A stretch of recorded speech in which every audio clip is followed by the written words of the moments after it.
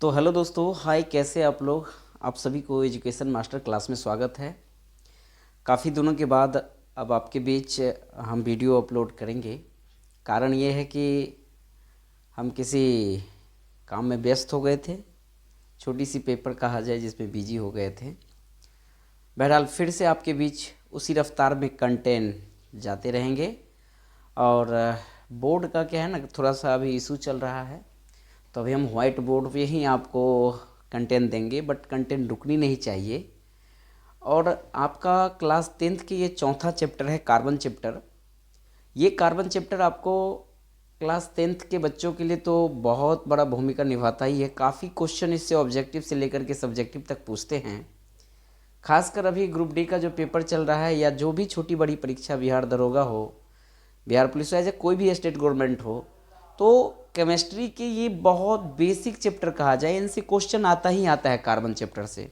तो मेरे ख्याल से ऐसे छोटे छोटे चैप्टर को आप स्किप नहीं कर सकते हैं। और हम जो अभी ये बता रहे हैं, ये पर्सनली क्लास 10th के लिए वो नहीं कहा जाए कि इसमें उस बातों को चुरा लिया गया है जो कंपटीशन में नहीं पूछा जाता है। कंपटीशन में भी जो बात पूछा जाता है, उन बातों का निचोड़ हम आपके बीच देंगे। और यहीं से उठता है क्वेश्चन। आप जाके देखिए ग्रुप डी के पेपर सब में यहीं से क्वेश्चन उठता है। इसी चैप्टर में आपको एल्डिहाइड के बारे में, कीटोन के बारे में, प्रोपेनॉल के बारे में, मतलब कैसे सूत्र बनता है, सारा चीज़ का हम आपको प्रोवाइड करेंगे। तो कहने का सेंस, इसके लिए पार्ट 1, पार्ट 2, पार्ट 3 इस टाइप से 2-3 वीडियो बनेगा। उसके अकॉर्डिंग आप उसमें सीखिएगा, एक वीडियो में नहीं सीख सकते हैं। तो बेसिक के लिए क्या कीजिएगा, स्पीड करके आप देखा कीजिएगा, ठीक है। तो चलिए बिना समय गंवाए हम लोग टॉपिक का शुरुआत करते हैं। चैप्टर का नाम ही है कार्बन। सर, ये कार्बन होता क्या है? कार्बन यानी जितने भी टोटल कुल मिलाकर के कितने एलिमेंट का आविष्कार हुआ है?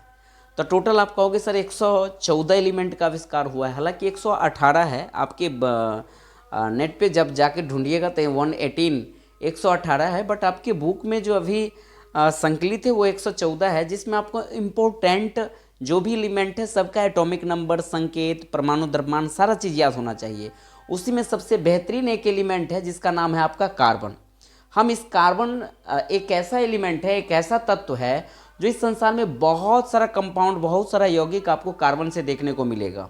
इस वजह से सरकार ने जो चैप्टर आपको प्रोवाइड किया है क्लास 10th में, चौथा चैप्टर कार्बन, मेन बात यही है कि कार्बन एक ऐसा एलिमेंट है, इसमें बहुत सारा आपका कंपाउंड पढ़ना पड़ता है। तो पहले पहले टॉपिक है कार्बनिक रसायन क्या है।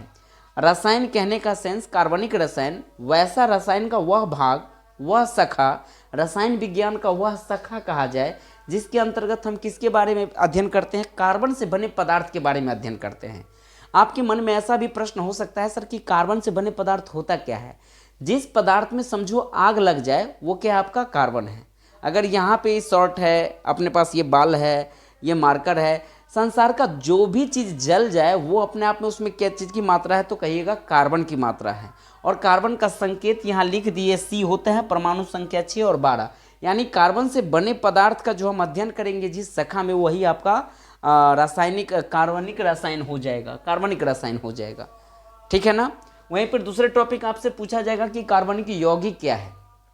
तो फिर सिंपल डिफिनीशन है। डिफिनीशन के लिए बच्चे ना, क्लास 10th के बच्चे रटते रहते, नहीं रटना नहीं है। आप जो नाम है इसी को तोड़ दो ना। वैसा यौगिक जिस जो कार्बन से बना हो, वैसा यौगिक, यौगिक तो 2 या 2 से अधिक तत्वों से बना है, पहले चैप्टर में ही आप पढ़े होंगे। आपसे पूछा भी जाता है ना, पहला चैप्टर क्या है आपका, रासायनिक समीकरण। तो उसमें ही भी आपको यौगिक के बारे में चर्चा है कि 2 या 2 से अधिक तत्व मिल करके एक नए गुणधर्म वाले जो तत्वों का निर्माण करता, वही क्या आपका है, यौगिक है। नहीं, जो रासायनिक अभिक्रिया में भाग लेते वो क्या हो जाता है आपका, अभिकारक। और रासायनिक अभिक्रिया के दौरान बनने वाला जो नया पदार्थ है वो क्या होता है आपका, उत्पाद या प्रतिफल। तो मेरा कहने का सेंस, कार्बनिक यौगिक वैसा यौगिक जिसमें कार्बन की मात्रा उपलब्ध हो, या वैसा यौगिक जो कार्बन से बना हो, उसे हम कार्बनिक यौगिक कहेंगे। कोई डिफिनीशन के लिए आप सिंपल लिखना, ऐसे एग्जाम में सिंपल भाषा में, वैसा यौगिक जो कार्बन से बना हो, या कार्बन से बने यौगिक को हम लोग कौन सा यौगिक कहते हैं, कार्बनिक यौगिक कहते हैं। यहाँ पर एक टॉपिक कंपटीशन क्षेत्र से भी उठ जाता है और क्लास 10th के बच्चों के लिए भी पूछा जा सकता है कि ये जैव शक्ति का सिद्धांत क्या है। तो जैव शक्ति के सिद्धांत, जैव नाम में स्पष्ट है यहाँ पे, जैव शक्ति के सिद्धांत को देने के लिए सबसे पहले आया था आपका वर्जिलियस। बर्जिलियस साहब का कथन था कि इस संसार में अदर चीज का तो यौगिक आप बना सकते हैं, बट कार्बन का यौगिक बन ही नहीं सकता है। लैब में, प्रयोगशाला में कार्बन से हम कोई भी मतलब कार्बन का फिट करके कोई यौगिक बना ही नहीं सकते हैं। ये किसने बोला? बर्जिलियस साहब ने। तो बर्जिलियस साहब कहा कि ये जो जैव शक्ति का सिद्धांत, जैव शक्ति कहने का सेंस ये गॉड गिफ्ट है, भगवान के द्वारा अगर कोई ये संसार में कोई कार्बन का यौगिक बना है तो समझिए गॉड गिफ्टेड है, भगवान ने उस एलिमेंट यौगिक को बनाया है। लेकिन इसी के सिद्धांत को खंडित करने के लिए उन्हीं के शिष्य उनका जो चेला है वो 1828 ईस्वी में आते हैं, जिसका नाम वोहलर है। क्या नाम है? वोहलर। पूछ लिया जाता है कब कि वोहलर किसका शिष्य है? बर्जिलियस साहब का। ठीक है, वो 1828 में आते हैं और अमोनियम साइनेट, अब ये अमोनियम साइनेट सूत्र कैसे बना है इनको भी थोड़ा देखिए, नाम ही है NH4 अमोनियम CNO3। इस अमोनियम साइनेट को वो हीट करता है, गर्म करता है, और गर्म करने के दौरान आपका यूरिया बन जाता है। परीक्षा में यूरिया का भी सूत्र पूछा जाएगा, तो ऐसे याद रखिएगा NH2CONH2 देहाती में ऐसे याद कीजिएगा कि नाच नाच CO, दोनों तरफ नाच नाच है, बीच में CO कर दीजिए। नहीं, NH2CONH2 ये क्या है? यूरिया। तो एग्जाम में पूछा भी जाता है कि कार्बन से सबसे पहला कौन सा यौगिक बना है, तो प्रयोगशाला में यूरिया बना है। और यूरिया बनाने का श्रेय किसे जाता है? तो आपको वोहलर को जाता है। तो यही था जैव शक्ति का सिद्धांत। परीक्षा में कैसे लिखोगे जैव शक्ति का सिद्धांत? क्योंकि अपने पास स्लाइड लिखा हुआ नहीं है, तो हम जो कुछ बोलते हैं उनको थोड़ा सा समझने की कोशिश कीजिएगा, और वही चीज़ आपको राइट डाउन करना पड़ेगा एग्जाम हॉल में। क्या लिखोगे कि जैव शक्ति का सिद्धांत बर्जिलियस ने दिया। बर्जिलियस के अनुसार इस संसार में प्रयोगशाला में, है ना, बर्जिलियस के अनुसार प्रयोगशाला में हम किसी भी प्रकार के यौगिक, कार्बन से बने यौगिक नहीं बना सकते हैं। यह जैव शक्ति है, दैव्य शक्ति है, देवी के द्वारा दिया गया शक्ति है। फिर पैराग्राफ चेंज करना, उसमें ये लिखना है आपको कि इस शक्ति के, जैव शक्ति के सिद्धांत को खंडित करते हुए बर्जिलियस का शिष्य वोहलर ने 1828, कब डेट देना है इसमें? 1828 ईस्वी में प्रयोगशाला में उन्होंने सबसे पहले हीट किया किसका? अमोनियम साइनेट को जब गर्म करते तो उसको यूरिया प्राप्त होता है, और यूरिया का सूत्र होता है NH2CONH2। इतना लिख दीजिएगा। चलिए अब हम सीधा आप चैप्टर की ओर बढ़ेंगे। ये था आपका बेसिक बात कार्बन के बारे में। अब सीधा हम चैप्टर की ओर बढ़ते हैं, लेके चलते हैं आपको कार्बन चैप्टर की ओर। तो ये है अपना कार्बन। कार्बन की परमाणु संख्या 6 है और कार्बन का द्रव्यमान संख्या 12 है। कभी कभी आपके कहीं देखिएगा SST पेपर सब में भी आपको यहाँ पे C14 और पद्धति लिखा आ जाएगा, C14 पद्धति। याद रखिएगा, C14 पद्धति एक ऐसा प्रोसेस है, एक ऐसा विधि है, इसके सहारे हम किसी पुराने चीज का उम्र का पता लगाते हैं। कोई पुराना चीज क्या है? कभी देखिएगा कि कहीं कहीं मूर्ति भी निकलते रहते हैं धरती के अंदर से, जब बुलडोजर कहीं से मिट्टी कोर के निकालते हैं ना, अगर उस पत्थर की मूर्ति का जब आप उसका टाइम टेबल निकालिएगा, याद कीजिएगा कि कितनी पुरानी पत्थर है, या कोई चीज़ की खोदाई होती है, जैसे कि हड़प्पा सभ्यता हो या आपका क्या है सिंधु सभ्यता हो, इन चीज़ों से जो खोदाई होती है, तो ये तो 1921-22 में देखिएगा रखालदास बनर्जी, दयाराम साहनी, ये सारे लोगों ने क्या किया, बहुत सारे चीज़ खोदा है, तो उनकी उम्र की पता हम इस प्रोसेस से करते हैं। और ये है आपका C14 पद्धति। C14 पद्धति से पुरानी चीज़ों का पता करते हैं, पुरानी चीज़ की उम्र का पता करते हैं। इन चीज़ को याद रखिएगा, क्योंकि एक समय ऐसा था पहले के ज़माने में, जब एक शासक, मुस्लिम शासक, मध्यकालीन इतिहास में देखिएगा ज़्यादातर मुसलमानों की वर्चस्व था, और वो औरंगजेब थे। औरंगजेब को जिंदा पीर के नाम से जाना जाता है, क्योंकि औरंगजेब ने क्या किया था, वो घोषणा कर दिया था जहाँ भी मंदिर है, मंदिर सबको तोड़ दीजिए, और मंदिर के अंदर जो जितनी भी मूर्त है उस मूर्त को वो तोड़ देते थे, मूर्ति को वो कसाई को दे देते थे मांस तोड़ने के लिए। लोग अपने भगवान से प्रेम और आस्था की वजह से वो मूर्त को, इससे बेहतर कहा तोड़ने से पहले इसको कहीं छिपा दो, और जाकर के वो मिट्टी में दबा देते थे। आज जो वर्तमानिक तौर पे कहीं देखिएगा कोई मिट्टी के अंदर से मूर्त निकल रही है, और उन मूर्त में जो पत्थर है, उन पत्थर के जो बने मूर्त है, उन मूर्त का जब आप टाइम टेबल ज्ञात कीजिएगा तो इस C14 पद्धति से आप ज्ञात कर सकते हैं। लेकिन कभी कभी आपकी परीक्षा में ये भी पूछ देता है कि किसी पेड़ की उम्र का पता हम कैसे लगाते हैं, तो पेड़ में छल्ला, उसका रिंग जो होता है ना, रिंग प्रोसेस से, यानी एक गोल जो होता है वो 10 वर्ष को दर्शाता है, 2 राउंड रहेगा उसमें गोला तो वो 20 वर्ष को दर्शाएगा। तो आई होप जब आपसे परीक्षा में पूछा जाए पेड़ों की उम्र की पता कैसे लगाते हैं, तो उनकी रिंग से, छल्ला के है ना, रिंग के काउंटिंग करके ज्ञात करते हैं। और C14 पद्धति से हम पुराने पत्थरों के उम्र का पता लगाते हैं। खैर हमको कार्बन चैप्टर पर बढ़ना है। कार्बन में आपको जानने से पहले ये जानना पड़ेगा कि इसकी संयोजी इलेक्ट्रॉन क्या है, कोर इलेक्ट्रॉन क्या है, ये बेसिक बात जानिएगा ना, तो आपको फिर समझने में सुविधा होगा। आइए हम कार्बन से पहले आपको बेसिक बातों की जानकारी, यहाँ पे आपको EPN लिखा हुआ है, ध्यान दीजिएगा। कोई भी तत्व होते हैं ना, उसके बीच में जो केंद्र होते हैं उसको हम नाभिक कहते हैं। क्या कहते हैं? नाभिक, याद रखिएगा। और इस नाभिक के अंदर आपको न्यूट्रॉन रहता है और प्रोटॉन रहता है, न्यूट्रॉन रहता है और प्रोटॉन। और इसके साइड वाली जो कक्ष होती है, ये फर्स्ट कक्ष, द्वितीय कक्ष, तृतीय कक्ष, चतुर्थ कक्ष, इस टाइप से इसका कक्ष होता रहता है। और नाभिक के सबसे नज़दीक वाली जो कक्ष होती है उसको हम पहली कक्षा कहते हैं, अर्थात उसे हम K से इंडिकेट करते हैं। दूसरी वाली जो कक्षा होती है उसको L से, फिर M से, N से, O, P, Q, इस टाइप से आपका कक्षा बढ़ते जाता है। और इसी कक्षा में इलेक्ट्रॉन क्या करता है? इनका चक्कर लगाता है। लेकिन आपके परीक्षा में ये पूछा जाएगा कि नाभिक की जो नज़दीक वाली कक्षा है उस कक्षा में कितने इलेक्ट्रॉन होते हैं। तो किसी कक्षा में कितना इलेक्ट्रॉन है, इनको ज्ञात करने के लिए एक फॉर्मूला हम लोग सेट करते हैं और उस फॉर्मूला का नाम है इलेक्ट्रॉन बराबर 2n²। ये परीक्षा में पूछ लिया जाता है, ग्रुप डी में भी और क्लास 10th में भी ये ऑब्जेक्टिव आ जाता है कि किस कक्षा में कितना इलेक्ट्रॉन है। आपको दिमाग में ये सेट करके रखना है कि जो नाभिक के अंदर जो नज़दीक वाली कक्षा होती है उसे हम K कहते हैं, और K नंबर जो कक्षा है ये पहली कक्षा है। उसके बाद L नंबर कक्षा को दूसरी कक्षा मानेगा, M वाले कक्षा को तीसरी, N को हम चौथा, N के बाद क्या आता है O को हम पाँचवा कक्षा मानेंगे। तो हम आपसे यहाँ पर क्वेश्चन डिमांड करें कि K नंबर कक्षा में कितना इलेक्ट्रॉन होगा, तो K को आप पहली कक्षा कर रहे हैं तो यहाँ पे N की जगह ना आप 1 पुट कर दीजिएगा, अर्थात 2 × 1 का स्क्वायर बराबर 2 हो जाएगा। यानी K कक्षा में कितने इलेक्ट्रॉन आ जाएगा आपका? 2। वही हम आपसे P की डिमांड करो, L की डिमांड करो कि L नंबर कक्षा में कितना इलेक्ट्रॉन होगा, क्योंकि L की परमाणु संख्या आपका 2 है। इलेक्ट्रॉन बराबर 2 × N की जगह हम कितना पुट कर देंगे? 2 पुट कर देंगे। इस टाइप से 2 का स्क्वायर 4 हुआ और 4 को 2 से गुना कर दीजिएगा तो कितना आ जाएगा? 8। आई होप जब हम आपसे ये क्वेश्चन डाल दे कि चौथी कक्षा में कितना इलेक्ट्रॉन होगा, अब तो मन से निकाल लोगे। N का वैल्यू कितना पुट करोगे? 4 यहाँ डालोगे तो 4 का स्क्वायर 16 हो जाएगा, 16 की 32। तो चौथी कक्षा में कितना इलेक्ट्रॉन हो जाएगा आपको? 32। हम कहेंगे पाँचवीं कक्षा में कितना इलेक्ट्रॉन होगा? N की जगह 5 डालिए, 5 का स्क्वायर 25 हो जाएगा और 25 को 2 से गुणेट दीजिएगा तो 50 हो जाएगा। यानी किस कक्षा में कितना इलेक्ट्रॉन है ये आप फाइंड कर सकते हैं। आपसे प्रश्न ऐसा पूछ सकता है कि नाभिक से दूर तीसरी कक्षा में कितने इलेक्ट्रॉन चक्कर लगाते हैं। तो मन में ये सोचो, नाभिक से दूर तीसरी कक्षा अर्थात N का वैल्यू कितना लेना है आपको? 3।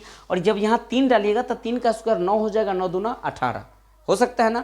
नाभिक के सबसे नज़दीक वाली कक्षा में कितने इलेक्ट्रॉन होते हैं? तो नाभिक के सबसे नज़दीक पहली कक्षा है और पहली का मतलब N का वैल्यू 1 लेना है। 1 का स्क्वायर 1 करोगे, 2 कम 2 कितना हो जाएगा आपका? 2 हो जाएगा। नहीं तो किस कक्षा में कितना इलेक्ट्रॉन है इतना आप ज्ञात कर सकते हैं। सर आपसे ये भी पूछा जा सकता है कि इलेक्ट्रॉन और प्रोटॉन जो होता है और न्यूट्रॉन, ये आपका कण है, किसी भी एटम का, किसी भी परमाणु का क्या है? कण है।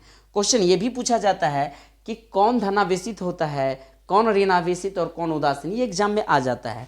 याद रखिएगा, इलेक्ट्रॉन को हम ऋणावेशित कहते हैं, माइनस चार्ज होती है। प्रोटॉन होता है वो धनावेशित होता है, न्यूट्रॉन न्यूट्रल होता है, अर्थात इसे हम उदासीन कहते हैं। ध्यान रखना चाहिए। और इलेक्ट्रॉन का खोज किसने किया था? तो इलेक्ट्रॉन इस टाइप से लिख लीजिएगा, इलेक्ट्रॉन, प्रोटॉन और ये न्यूट्रॉन। इलेक्ट्रॉन हम ऐसे याद रख सकते हैं, ईटा पर, इस टाइप से अगर आप कोड बना लेते हैं, ईटा पर नाच, यानी इससे क्या हो जाएगा? ई से इलेक्ट्रॉन हो जाएगा टॉ से टॉमसन, टॉ से टॉमसन कहिए या थॉमसन कहिए। फिर पी से हो जाएगा प्रोटॉन और रॉ से हो जाएगा रदरफोर्ड। क्या हो जाएगा? रदरफोर्ड। एन से हो जाएगा न्यूट्रॉन और चे से हो जाएगा चैडविक। क्या हो जाएगा? Chadwick. I hope electron, proton, neutron के खोजकर्ता को आप शॉर्टकट में ईटा पर नाच हम ऐसे कोड इसलिए दिए क्योंकि रदरफोर्ड थॉमसन में घुस जाएगा, थॉमसन का भी चैडविक में चला जाएगा। लेकिन कोड से पकड़े रहोगे ईटा पर नाच, ई इलेक्ट्रॉन टा थॉमसन ही होगा इसमें। ऐसे आप तो सेट मार सकते हो। प्रोटॉन पी से प्रोटॉन हो जाएगा, रॉ रदरफोर्ड हो जाएगा।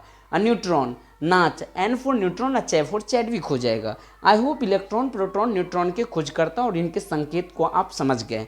अब हमें ये जानना है इलेक्ट्रॉनिक विन्यास। इलेक्ट्रॉनिक विन्यास शॉर्टकट यहाँ बताएंगे, क्योंकि आपकी बेसिक इलेक्ट्रॉनिक विन्यास हम पार्ट 1 पार्ट 2 वीडियो बना करके आपको प्लेलिस्ट में डाल दिए हैं। अगर वो बेसिक अगर आपको नहीं आता है तो आप यहाँ पर ना कुछ नहीं समझ पाइएगा इस चैप्टर में, क्योंकि आपको किस कक्षा में कितना इलेक्ट्रॉन है, उसका चार्ज क्या है, उसका वैलेंस इलेक्ट्रॉन, कोर इलेक्ट्रॉन, वो किस कक्षा में है, उसकी आवर्त क्या है, ये सब बेसिक जानकारी रहेगा, तभी आप कंपाउंड बना सकते हैं। ठीक है, तो हम इलेक्ट्रॉनिक विन्यास की ओर थोड़ा आपको हम ले जाना चाहते हैं।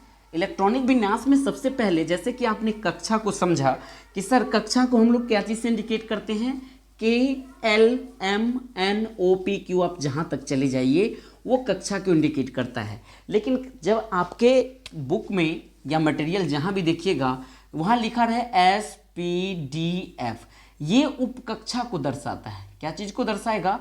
उपकक्षा को। और S उपकक्षा में कितने इलेक्ट्रॉन होते हैं? तो 2 इलेक्ट्रॉन होते हैं। P उपकक्षा में आपको 6 होगा, D उपकक्षा में 10 होगा, और F उपकक्षा में टोटल आपको कितना इलेक्ट्रॉन हो जाएगा? 14 इलेक्ट्रॉन। याद रखिएगा, S उपकक्षा के लिए 1 घर होते हैं, P उपकक्षा के लिए 3 घर होते हैं, D उपकक्षा के लिए 5 कक्ष होते हैं, 5 घर कहा जाए, इस टाइप से बना देता हूँ। और F के लिए टोटल आप खुद ऑटोमेटिक समझ जाओगे कि यहाँ 1 है तो यहाँ 3 है, यहाँ 5 है तो यहाँ कितना हो जाएगा आपका? 7 हो जाएगा। 1 2 3 4 5 6 और ये हो जाएगा आपका 7। अब इसमें आपको हुंड्स नाम का एक विद्वान था, उन्होंने कहा था अफबॉव प्रिंसिपल के आधार पर कि किसी कक्षा में टोटल कितने इलेक्ट्रॉन रहते हैं, तो एक कक्षा में कुल मिलाकर के आप 2 इलेक्ट्रॉन इस टाइप से आप भर सकते हैं। फिर उसका पेयर बनाइएगा। अगर हम कहेंगे पी वाली कक्षा में इलेक्ट्रॉन भरने के लिए, तो सबसे पहले सिंगल सिंगल पूरे कक्षा में भरो। सबसे पहले हम लोग सिंगल सिंगल, उसके बाद पेयर बनाते हैं, जोड़ा बनाना स्टार्ट करते हैं। इस टाइप से पहले सभी कक्षा में 1-1 इलेक्ट्रॉन भरते हैं, उसके बाद जोड़ी लगा करके भरा जाता है। यही लाइन आपके एग्जाम में क्वेश्चन पेपर में आता है कि पहले सभी कक्षा में हम कैसे कैसे इलेक्ट्रॉन भरते हैं, 1-1 इलेक्ट्रॉन भरते हैं, उसके बाद फिर से हम उसका क्या लगाना स्टार्ट करते हैं, पेयर बनाना स्टार्ट करते हैं। इस टाइप से आप 14 का 14 इलेक्ट्रॉन भर सकते हैं। तो ये था किस का उपकक्षा में कितना इलेक्ट्रॉन है। अब हम आपको ये बताएंगे एक बेसिक ट्रेन टाइप का, अगर वो सीख लीजिएगा, वो मैप अगर आपको दिमाग में सेट हो जाएगा, तो आप किसी भी एलिमेंट का आप इलेक्ट्रॉनिक विन्यास ज्ञात कर। तो अब हम आपके बीच जो ये ट्रेन बना रहे हैं, इनको आप बनाना सीखिएगा, तभी आप इलेक्ट्रॉनिक विन्यास फाइंड कर पाइएगा। सबसे पहले आपको 1s लिखना है। क्या लिखना है? 1s। उसके बाद यहाँ पे कुछ गैप करके आपको 2s, 3s, 4s, 5s, 6s और लास्ट में आपको 7s तक आ जाना है, 7s तक। 7s तक आने का मेन रीजन, क्योंकि जब पीरियडिक टेबल आवर्त सारणी में जाइएगा तो एक प्रश्न आता है कि आवर्त सारणी में पीरियडिक टेबल में टोटल आवर्त की संख्या कितना है, तो 7 ही होता है, इसलिए हम 7 ही एलिमेंट तक लिखे हैं, 8 नहीं जाएंगे। इसमें क्या कीजिएगा, फिर 2 छोड़ करके आप यहाँ पे 2p लिखिएगा, 2p, 3p, 4p, 5p, 6p और लास्ट हमें आ जाना है कितना, 7p। फिर से हम 2 गैप छोड़ेंगे, जब 1 से स्टार्ट किए यहाँ 2 से, तब हम 2 गैप छोड़ करके यहाँ 3 से स्टार्ट करेंगे। हम आपको ऑलरेडी बता दिए हैं कि उपकक्षा की संख्या S, P, D और F है। आपने S पे पूरा काम कर लिया, P पे पूरा काम कर लिया, तो अगला काम हमें किस पे करना है, तो D पे करना है। अर्थात यहाँ पे हम लिख सकते हैं 3D, 4D, 5D, 6D और नीचे आप कितना D दे सकते हैं, 7D। फिर से हम 2 गैप छोड़ेंगे, जब 1 से काम कर लिए, 2 से काम कर लिए, 3 से काम कर लिए, तो अब हमें कितना से करना है, 4 से। अब S से पूरा कार्य हो गया है, P हो गया, D, तो यहाँ हमें देना पड़ेगा F, 4F, ये इसके सामने 5F, ये हो जाएगा आपका 6F और नीचे आपको 7F अर्थात 7F लिखना पड़ेगा। सर फिर से बताइए, हम पहले 1 से लेकर के 7SS तक कर लिख लिए, फिर 2 छोड़ करके 2p, 3p, 4p, 5p, 6p, 7p तक आ गए, फिर 2 छोड़ करके 3 से लेकर के 7d तक, फिर 2 छोड़ करके 4 से लेकर के 7f तक आ गए। अब आपको इधर से आना है, ध्यान रखिएगा, कोई भी एलिमेंट लेंगे तो हम राइट टू लेफ्ट लेंगे, अर्थात पहले 1s, उसके बाद फिर पतली गली से भाग जाना, फिर आने वक्त हमें क्या लेना है 2s को, फिर से आपको पतली गली से भाग जाना है, फिर आने वक्त आपको 2p तब 3s, इसी अकॉर्डिंग आपको इधर से आना है। अब यहाँ पे क्वेश्चन आता है, और क्वेश्चन था भी कि कार्बन की परमाणु संख्या जो 6 है उनका इलेक्ट्रॉनिक विन्यास कैसे करें। फिर से बता दूं, ये कार्बन की परमाणु संख्या 6 है, इसका इलेक्ट्रॉनिक विन्यास हम कहेंगे कार्बन में कितने इलेक्ट्रॉन है, तो जितना परमाणु संख्या है उतना ही इलेक्ट्रॉन होता है, अर्थात कार्बन में 6 इलेक्ट्रॉन है। जिस एलिमेंट का जितना एटॉमिक नंबर है ना, परमाणु संख्या जितना है ना, उतना ही उसका इलेक्ट्रॉन होता है और उतना ही उसका क्या होता है, प्रोटॉन होता है। हम न्यूट्रॉन कहेंगे निकाले तो कैसे निकालेंगे, एग्जाम में पूछा भी जाता है। तो परमाणु द्रव्यमान में से आप प्रोटॉन की संख्या को अगर घटा देते हैं तो उससे आपका न्यूट्रॉन की संख्या निकल जाएगा। सर प्रोटॉन ही घटाएंगे क्या, प्रोटॉन ही परमाणु क्रमांक को दर्शाता है, तो प्रोटॉन ही घटाइएगा। अर्थात हम 6, अपने पास कितने इलेक्ट्रॉन है 6, तो सबसे पहला खांचा आपका 1s है ना, तो यहाँ पे आपको 1s लिखना पड़ेगा। और हम ऑलरेडी आपको जस्ट बताएं कि s वाले घर में हम कितने इलेक्ट्रॉन रख सकते हैं, 2 इलेक्ट्रॉन, तो यहाँ पे आप 1s2 दे दीजिए। हमें कितने इलेक्ट्रॉन पूरा करना है, टोटल 6। 1s के बाद जब इस रास्ते से आते हैं तो आपको 2s पकड़ाता है, तो आप यहाँ पर कितना दे दोगे 2s, और s वाले घर में कितने इलेक्ट्रॉन दे दोगे 2। आप कितने इलेक्ट्रॉन भर दिए, टोटल 4, भरना कितना आपको 6। 2s के बाद 3s में भूल के भी मत आना। मैं बार बार बोल रहा हूँ कि पहले 1s है, फिर 2s है, फिर हमको इधर से आना है ना, तो ये वाली लाइन छोड़ करके जब इधर से आओगे तो आपको 2p पकड़ाएगा। कितना पकड़ाएगा, 2p। आप यहाँ पे 2p, आप कहोगे सर आप जस्ट बताएं कि s वाले में 2 इलेक्ट्रॉन रखते हैं, तो p वाले में तो हम 6 इलेक्ट्रॉन रख सकते हैं, बिल्कुल रख सकते हैं, लेकिन यहाँ मुझे आवश्यकता कितना का है वो भी देखेंगे। p में अगर आप 6 रख दीजिएगा तो 6 2 8 2 10, 10 गो इलेक्ट्रॉन हो जाएगा। बट आपके कार्बन के पास 6 इलेक्ट्रॉन है ना, आप 4 इलेक्ट्रॉन भर दिए हैं, आपको मात्र 2 इलेक्ट्रॉन बचा है, तो ये 2 इलेक्ट्रॉन आप यहाँ पे पुट कर दीजिए और 6 इलेक्ट्रॉन फुलफिल हो गया। अब यहाँ से पूछा जाएगा आपसे, यहीं से सारा चीज सीख लोगे। ये फर्स्ट क्वेश्चन हो गया कि कार्बन का मैंने क्या किया, इलेक्ट्रॉनिक विन्यास। एग्जाम में पूछा जाता है कि कार्बन का इलेक्ट्रॉनिक विन्यास कीजिए 2 नंबर का, तो इस आधार पे करना पड़ेगा क्लास 10th में। फिर आपसे ये पूछा जाएगा कि कार्बन की आवेश क्या है या संयोजी इलेक्ट्रॉन क्या है, तो ये याद रखिएगा एग्जाम में जब ऑब्जेक्टिव में पूछे तो आप इस अंदाज में याद रखना, या सब्जेक्टिव में पूछे तो परिभाषा लिखना। किसी भी एलिमेंट के यानी किसी भी तत्व के बाहरी कक्षा में उपस्थित इलेक्ट्रॉन को हम संयोजी इलेक्ट्रॉन कहते हैं। मैंने फिर से क्या बताया, फिर से बोलो, कि कोई भी तत्व हो जिसकी बाहरी संख्या में जितना इलेक्ट्रॉन उपस्थित रहता है उसे हम संयोजी इलेक्ट्रॉन कहते हैं। एग्जाम में लिखना जब 2 नंबर का डिफिनेशन में पूछा जाएगा तो, बाकी ऑब्जेक्टिव में पूछा जाएगा तो ऐसे ही समझिए बाहरी कक्षा में उपस्थित इलेक्ट्रॉन है ना, लेकिन उसको थोड़ा सजा के जब एग्जाम में पूछा जाएगा तो थोड़ा डेकोरेशन में लिखना ना, जिस तत्व के बाहरी कक्षा में जितने इलेक्ट्रॉन उपस्थित होते हैं उस तत्व का वो क्या होता है, संयोजी इलेक्ट्रॉन होता है। तो इसमें कहेंगे सर बाहरी कक्षा होता क्या है, बड़ा कक्षा को बाहरी कक्षा कहते हैं। सर कक्षा क्या है ये भी हमें समझ में नहीं आ रहा है। यहाँ कक्षा आपका 1 है, 2 है, 2 है, इसको हम कहते हैं कक्षा। और ये आपका SS, ये जो P है ना, ये आपको उपकक्षा को दर्शाता है। तो बाहरी कक्षा आपका यहाँ पे 2 दर्शा रहा है। सर ये भी है ना, हाँ, तो इसको भी लेना पड़ेगा। इस वाले बाहरी कक्षा में कितने इलेक्ट्रॉन है, 2 है। इस वाले बाहरी कक्षा में कितने इलेक्ट्रॉन है, 2 है। तो 2 और 2 दोनों को जोड़ दोगे तो कुल इलेक्ट्रॉन की संख्या कितना हो जाएगा, 4। अर्थात कार्बन की संयोजी इलेक्ट्रॉन कितना होता है, 4। एग्जाम में ऑब्जेक्टिव में पूछेगा तो जब तक आप इलेक्ट्रॉनिक विन्यास नहीं करोगे संयोजी इलेक्ट्रॉन कैसे ज्ञात कर पाओगे, ऐसे ही ना ज्ञात करोगे बेसिक अंदाज में। बाकी ट्रिकी भी हम आपको बताएंगे, वो बाद में बताएंगे। ये था संयोजी इलेक्ट्रॉन। संयोजी इलेक्ट्रॉन को हम लोग इंग्लिश में कहते हैं वैलेंस इलेक्ट्रॉन। वहीं पर आपसे पूछ लिया जाएगा कि कोर इलेक्ट्रॉन क्या है।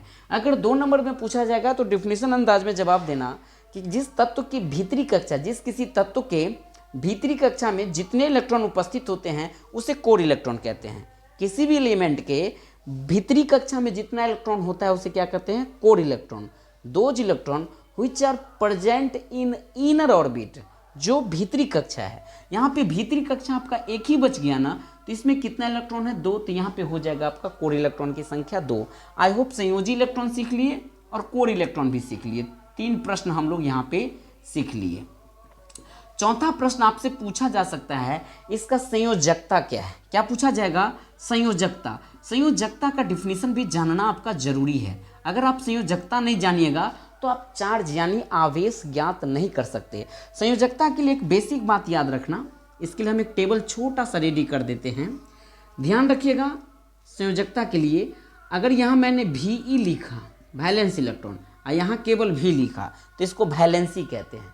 संयोजकता को क्या कहेंगे? वैलेंसी। अब Ve माने वैलेंस इलेक्ट्रॉन, यानी हिंदी में लिख दिया जाए सर, अगर हिंदी में लिखूँ तो ये हो जाएगा आपका संयोजी इलेक्ट्रॉन, संयोजी इलेक्ट्रॉन, और ये हो जाएगा आपका संयोजकता। क्या हो जाएगा? संयोजकता। एग्जाम में पूछा जाता है संयोजकता किस पर निर्भर है, तो संयोजकता डिपेंड करता है, निर्भर करता है संयोजी इलेक्ट्रॉन पर। मैं बार बार बता रहा हूँ, फिर से समझो, संयोजकता किस पर निर्भर करेगा? संयोजी इलेक्ट्रॉन पर। अर्थात अगर संयोजी इलेक्ट्रॉन एक है तो संयोजकता आपका एक हो जाएगा। संयोजी इलेक्ट्रॉन एक है तो संयोजकता एक होगा। संयोजी इलेक्ट्रॉन 2 है तो संयोजकता भी कितना हो जाएगा? आपका 2 आएगा। संयोजी अगर 3 है तो संयोजकता भी 3 आएगा। संयोजी 4 है तो संयोजकता भी 4 आ जाएगा। अब मामला थोड़ा चेंज होता है। यदि आपको ध्यान दीजिएगा, संयोजी अगर बाय द वे 5 आ गया तो संयोजकता आपको 3 लेना पड़ेगा। सर ऐसे क्यों होता है? ध्यान रखिएगा, किसी भी बाहरी कक्षा में इलेक्ट्रॉन का योग हमेशा 8 ही पुरना चाहिए, 8 से ज़्यादा नहीं होना चाहिए। अगर यहाँ 5 दीजिएगा, 5 दीजिएगा तब 5 5 10 हो जाएगा। किसी भी एलिमेंट के बाहरी कक्षा में वो ऑक्टेट पूरा करना चाहता है, अपना प्रवृत्ति ऑक्टेट, उससे ज़्यादा। इंसानों में ऐसी प्रवृत्ति आ गई है कि जितना धन है वो तो ज़्यादा धन लेना चाहता है, और ज़्यादा धन उसका काल हो जाता है। जब ज़्यादा पैसे हो जाए तो थोड़ा गड़बड़ भी हो जाता है ना। आजकल तो स्थिति खराब चलिए रहा है ना, मतलब किडनैप कर लिया जाता है, विभिन्न सारी घटनाएं घट जाता है। मैं ऐसे लॉजिक आपको समझा रहा हूँ, बट आप ये फील कीजिए केमिस्ट्री में हर एलिमेंट का ये स्वभाव है, वो ऑक्टेट पूरा करना चाहता है। अर्थात बाहरी कक्षा में वो 8 के 8 ही इलेक्ट्रॉन रखना चाहेगा, सबसे या तो 2, है ना। तो ध्यान रखिएगा, यहाँ 5 या 3 कितना हो जाएगा? 8। अगर किसी एलिमेंट के संयोजी इलेक्ट्रॉन 6 हैं तो संयोजकता आप खुद कहोगे सर कि 2 होगा। आपको क्या करना है? 8 में से संयोजी घटा देना है। हम किस केस में संयोजी इलेक्ट्रॉन नहीं घटाएंगे? जब आपको संयोजी इलेक्ट्रॉन 1 रहेगा तो हमें घटाने की जरूरत नहीं पड़ेगी। अगर संयोजी 1 है, संयोजकता 1, संयोजी 2 है, संयोजकता 2, संयोजी 3 है, संयोजकता 3, संयोजी 4 है, संयोजकता 4। लेकिन जैसे ही संयोजी 5 हो तो आप 8 में से घटा देना। संयोजकता कहाँ से घटाते हैं? जब 8 में से हमें क्या करना पड़ेगा? घटाना पड़ेगा संयोजी को, तभी हमें क्या प्राप्त होगा? संयोजकता प्राप्त होगा। अगर संयोजी मान लीजिए यहाँ पे 7 है तो संयोजकता कितना हो जाएगा? 1। और यदि संयोजी मान लीजिए कहिएगा सर 8 हो जाए तो संयोजकता कितना ले लेंगे? हम इसका 0 ले लेंगे। तो संयोजी अगर 8 हो जाए तो संयोजकता कितना ले लेंगे? 0। अब ध्यान रखना, एग्जाम में पूछा जाएगा संयोजी किस पर निर्भर है, मतलब संयोजकता किस पर निर्भर है? संयोजी पर। अब आता है आवेश। यहीं पर एक आवेश की भी थ्योरी सीख लीजिए। आपसे परीक्षा में आवेश के बारे में भी पूछ लिया जाता है। तो कहेगा आवेश किस पर निर्भर है? तो आवेश निर्भर है, चार्ज जो निर्भर है वो संयोजकता पर निर्भर होगा, संयोजी पर नहीं। चार्ज किस पर निर्भर होगा? वैलेंसी पर, संयोजकता पर। अगर आवेश 2 ही प्रकार का होता है, एक होता है पॉजिटिव और एक होता है आपका नेगेटिव। तो उदासीन भी आवेश में आता है सर। उदासीन को हम न्यूट्रल आवेश कहते हैं। आवेश का ही रूप है। अगर संयोजकता 1 है तो आप उस एलिमेंट का +1 चार्ज लगाइएगा। अगर संयोजकता 2 आ जाएगा तो उस पर कितना चार्ज हो जाएगा? उस तत्व का +2 चार्ज हो जाएगा। आई होप कि आप यहाँ पे सारा चीज़ ऑटोमेटिक लिख लीजिएगा कि ऊपर देख देख के। लेकिन यहाँ पे मामला गड़बड़ है भाई। संयोजकता आपने कितना लाया है? 3 लाया है। आप कहोगे सर कि हम यहाँ पे +3 लिख दे क्या? नहीं, ये 3 आप घटा के लाए हैं। ऑक्टेट 8 में से संयोजी 5 को घटा के लाए हैं, और जो संयोजकता आपको घट के आवे ना वो उस पर निगेटिव चार्ज लगाना। तो इस पर कितना चार्ज हो जाएगा? आपको माइनस चार्ज हो जाएगा। ये भी 2 कहाँ से आया है? 8 में से 6 घट के आया है, और घट के आने के बाद जो भी संयोजकता आता है उसे हम निगेटिव चार्ज लगाएंगे। आई होप कि आप किस पे निगेटिव चार्ज होगा और किस पे पॉजिटिव चार्ज ये समझ गए। एक मन में एक प्रश्न उठता होगा कि सर यहाँ पे बोर्ड पे आप चार्ज जो चार्ज है, चार्ज आवेश जो है 4, उस पे आप प्लस चार्ज और माइनस चार्ज दोनों दे दिए हैं। बिल्कुल सही बात है। जिस तत्व के आवेश भी पॉजिटिव प्लस और माइनस में आ जाए वो तत्व अपने आप को बहुमूल्य नहीं कहा जाए, वो ऐसे तत्व है जो रिएक्शन अर्थात अभिक्रिया करने में वो ज़्यादा एक्टिव है, वो माइनस वाले के साथ भी संपर्क करके एक्टिव कर लेगा, रिएक्शन करके कंपाउंड बना लेगा, और पॉजिटिव आवेश वाले के साथ भी मिलकर के वो क्या करेगा, कंपाउंड बना लेगा। इसलिए एक लौता ऐसा कार्बन है जो बहुत एलिमेंटों के साथ रिएक्ट करके या विक्रिया करके संसार में लगभग 4 करोड़ से भी ज़्यादा यौगिक का निर्माण कर लिया है। और ये कार्बन के वजह से ही इतने इसके पास ऐसे प्रॉपर्टीज है, ऐसा गुण है, जिसके चक्कर में क्लास 10th में कार्बन आपका चैप्टर ही प्रोवाइड कर दिया गया।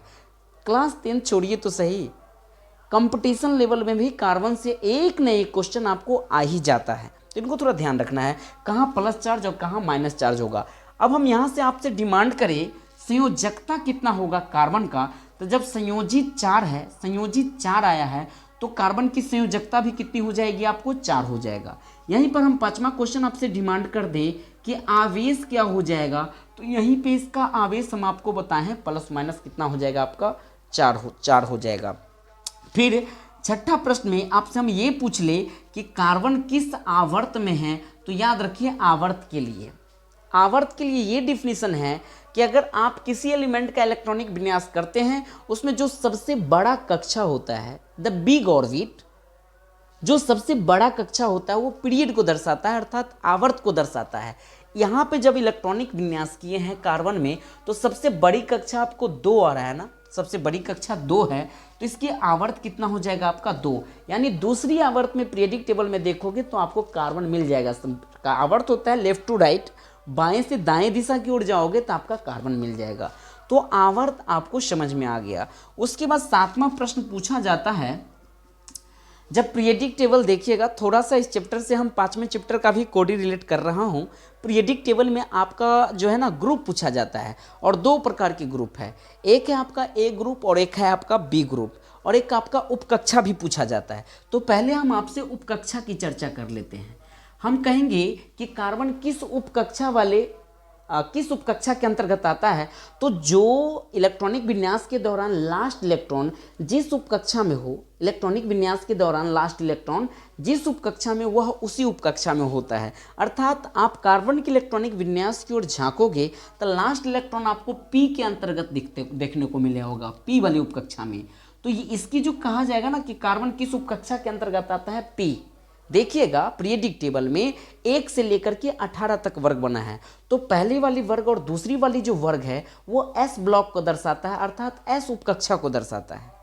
लेकिन उसके बाद जो जाइएगा सबसे लास्ट में 6 उपकक्षा देखने को मिलेगा, जिसको हम पी कहते हैं। उसके अंतर्गत उपधातु आपको देखने को मिलेगा, धातु देखने को मिलेगा, धातु उपधातु दोनों रहता है। उसके बाद आपको अधातु भी रहता है, और बीच में आपको डी रहता है। कौन सा ब्लॉक रहता है, डी। तो ये आपको पी में आ गया। और यहाँ पर एक थ्योरी और हम आपको बता दें, यदि इलेक्ट्रॉन एस और पी में होता है तो वो एलिमेंट आपको ए वर्ग में आता है। किस वर्ग के अंतर्गत लाएंगे, ए वर्ग, ए ग्रुप के अंतर्गत आएगा। यदि इलेक्ट्रॉन आपको डी या एफ में चला जाए, डी या एफ में चला जाए, तो वो बी वर्ग के अंतर्गत आ जाता है। किस वर्ग के अंतर्गत आ जाएगा, बी वर्ग के अंतर्गत। हमने आपसे प्रश्न किया कि कार्बन किस वर्ग के अंतर्गत है, निकाल लोगे, क्योंकि आपका जो उपकक्षा आया है वो पी आया है ना कार्बन के लिए। तो यहाँ पर इसका वर्ग कितना हो जाएगा, इसका जो वर्ग हो जाएगा, जो आपको पी जाता है तो वो किस वर्ग के अंतर्गत आ जाता है, आपको ए वर्ग के अंतर्गत आ जाता है। आई होप कि आप ये 8 प्रश्न किसी भी एलिमेंट के लिए ज्ञात कर सकते हैं। एक हम थोड़ा सा और खराब एलिमेंट का निकाल के आपको बता दूं, आप ही लोग डिमांड करो किस एलिमेंट को निकालो, इसको हम मिटाते हैं। आप इसका स्क्रीनशॉट लेना चाहते तो ले लो, ठीक है। अब हम थोड़ा सा ना आपको एक थोड़ा सा हार्ड बताता हूँ। हार्ड कहने का सेंस, आप कैल्शियम ले लो, कैल्शियम के बारे में सिखा दूँ, क्योंकि जब तक इलेक्ट्रॉनिक विन्यास नहीं सीखोगे तो आप समझो केमिस्ट्री के बहुत बहुत बहुत पुअर मैन है। केमिस्ट्री में ना बहुत बेसिक बातों के लिए इलेक्ट्रॉनिक विन्यास की बेसिक जानकारी होनी चाहिए। सर ये कैल्शियम है, कैल्शियम की परमाणु संख्या 20 होती है, द्रव्यमान 40 होती है, अप्रॉक्सीमेट में वैसे 40 पॉइंट समथिंग होता है, लेकिन आपको एवरेज में याद करके रखना है। हम इसमें पूछे कैल्शियम में प्रोटॉन की संख्या कितना है, तो जितना एटॉमिक नंबर है परमाणु संख्या उतना ही प्रोटॉन है, अर्थात 20 में टिक आउट करके आना। फिर कहेंगे कैल्शियम में इलेक्ट्रॉन कितना है, जितना प्रोटॉन है उतना इलेक्ट्रॉन है, बट न्यूट्रॉन निकालने के लिए आपको एटॉमिक वेट अर्थात मास में से प्रोटॉन की संख्या घटाना पड़ता है। बहरहाल हम लोग चलते हैं इलेक्ट्रॉनिक विन्यास की ओर। हम कहेंगे कैल्शियम में कितने इलेक्ट्रॉन है, 20 है। इस 20 इलेक्ट्रॉन को आपके इस चार्ट पे बैठाना है। सबसे पहली चार्ट में 1s आता है, तो आप ऐसे 1s2 लिखो, 2s2 लिखो, क्योंकि यहाँ 2s है। 2s के बाद क्या लिखोगे, 2p, तो यहाँ पे 2p। सर p वाले घर में हम कितने इलेक्ट्रॉन दे सकते हैं, तो 6 इलेक्ट्रॉन दे सकते हैं, शुरू में ही लिख के बताए हैं। अपना 20 पुराना है तो टोटल 10 को पुर गया। 2p के बाद आपका 3s है, तो यहाँ पर क्या लिखोगे, 3s। और s वाले घर में कितने इलेक्ट्रॉन रख सकते हैं, मात्र 2 इलेक्ट्रॉन। फिर आपका 3p है, तो यहाँ पे 3p कितना दे दोगे, 6। 3p के बाद कितना है, 4s है। फिर यहाँ पे आपको 4s2 देना पड़ेगा। लेकिन सर जब हम गिनते हैं इन इलेक्ट्रॉनों को तो टोटल आपका 20 पुर गया, 20 पुर गया। कैसे सर, 2 2 4 6 10 2 12 6 18 2 20 हो गया। अब इससे आगे आपको नहीं जाना है। अब हम आपसे पूछेंगे यहाँ पे दूसरी क्वेश्चन कि इसकी संयोजी इलेक्ट्रॉन क्या है। एग्जाम में संयोजी इलेक्ट्रॉन पूछा जाएगा, इसलिए मैं बार बार संयोजी लिख रहा हूँ। बाकी अगर इंग्लिश में समझना चाहते तो इसको हम वैलेंस इलेक्ट्रॉन कहते हैं। संयोजी इलेक्ट्रॉन का डिफिनेशन मैंने क्या बताया, those electron which are present the outer most orbit which electron is known as संयोजी इलेक्ट्रॉन। अर्थात जो बाहरी कक्षा में जो इलेक्ट्रॉन है ना, बढ़का कक्षा में, इसमें सबसे बढ़का बाहरी कौन है, 4 है। सर 3 भी है ना, 3 से बड़ा है 4 है, तो हमको 3 लेने की जरूरत नहीं है। अगर यहीं पे रह जाता ना तो ये दोनों वाले 3 ले लेते, बट आपको बाहरी कक्षा यहाँ पे 4 है, तो 4 वाली कक्षा में कितना इलेक्ट्रॉन है, 2 है, तो आपका संयोजी इलेक्ट्रॉन हो जाएगा आपका 2। लेकिन यहीं पर आपसे क्वेश्चन कर दूं, कोर इलेक्ट्रॉन क्या हो जाएगा। तीसरा प्रश्न है आपसे कि इसका कोर इलेक्ट्रॉन कितना हो जाएगा। तो कोर इलेक्ट्रॉन के लिए मैंने क्या डिफिनेशन दिया, those electron which are present the inner orbit. वैसे ही इलेक्ट्रॉन जो भीतरी कक्षा में उपस्थित है उसे हम कौन सा इलेक्ट्रॉन कहते हैं, कोर इलेक्ट्रॉन। और भीतरी कक्षा वाली जो कोर इलेक्ट्रॉन है ना, गिन के मत निकालना। यदि आप वैलेंस इलेक्ट्रॉन निकाल लिए हैं, संयोजी इलेक्ट्रॉन 2 निकाल लिए हैं, तो कोर इलेक्ट्रॉन निकालने के लिए आप एटॉमिक नंबर में से आप संयोजी इलेक्ट्रॉन को घटा दो। नहीं समझे, परमाणु संख्या 20 है, 20 में से अगर आप 2 घटा देते हैं तो ये जो 18 आया ना, ये आपका कोर इलेक्ट्रॉन आया। क्या आया, कोर इलेक्ट्रॉन। अब तीसरा क्वेश्चन आपसे, चौथा क्वेश्चन आ जाएगा कि इसकी संयोजकता क्या होगा। संयोजकता क्या हो जाएगा, तो संयोजकता में बार बार बताया हूँ, संयोजकता डिपेंड है संयोजी पे। अगर संयोजी आपका 2 है तो संयोजकता भी 2 होता है। हमें 4 तक 8 में से नहीं घटाना है, तो संयोजकता की क्या हो गया, 2। और ये बिना घटाए हुए आया, इसका अर्थ है कि यहाँ पे हम आवेश भी निकाल सकते हैं। इसका चार्ज कितना हो जाएगा आपका, पॉजिटिव में, यानी +2 हो जाएगा। आपसे परीक्षा में यह आ सकता है कि कैल्शियम के ऊपर कौन सा चार्ज है, तो +2 चार्ज ऑप्शन में रहेगा, +2 -2, आपको +2 में टिक आउट करना पड़ेगा। और ये यहीं से निकाल रहे हैं हम लोग, ठीक है ना। जब आप चार्ज निकाल लिए तो छठा प्रश्न आपसे ये पूछा जा सकता है कि इसकी उपकक्षा क्या है। तो इसकी या तो आवर्त में पूछ लो आपसे, पीरियड क्या है, यानी कैल्शियम किस आवर्त में है। तो आवर्त में देखा जाए तो सबसे बड़ा कक्षा को मैंने क्या बोला था, आवर्त। तो सबसे बड़ी कक्षा कितना है, 4 है, तो इसकी आवर्त कितना हो जाएगा आपको, 4 हो जाएगा। नहीं, आवर्त सर हम निकालना सीख गए हैं। आवर्त के बाद आपसे पूछा जाएगा उपकक्षा। हम आपसे यहाँ पे प्रश्न कर दिए कि ये किस उपकक्षा में है। तो उपकक्षा के लिए मैंने क्या बताया था कि जो लास्ट इलेक्ट्रॉन जिस उपकक्षा में वह एलिमेंट उसी उपकक्षा के अंतर्गत आएगा। जब हम इसको इलेक्ट्रॉनिक विन्यास किए ना, तो लास्ट इलेक्ट्रॉन एस वाले में जा रहा है, अर्थात पहली या दूसरी वर्ग, इसी दोनों में से कोई किसी में होगा। देखिएगा एस के लिए फर्स्ट और सेकेंड 2 ही आपका वर्ग होता है, ग्रुप होता है। तो ये किस उपकक्षा के अंतर्गत आ जाएगा, एस उपकक्षा के अंतर्गत आ जाएगा। फिर आपसे प्रश्न किया जा सकता है ये किस ग्रुप के अंतर्गत चला जाएगा, यानी आपसे वर्ग डिमांड कर लिया जाए। तो हमने बताया है, कहीं पर बेसिक मिटा भी दिए, अगर आपका लास्ट इलेक्ट्रॉन एस में जाता है या पी में जाता है तो वो ए वर्ग के अंतर्गत आता है।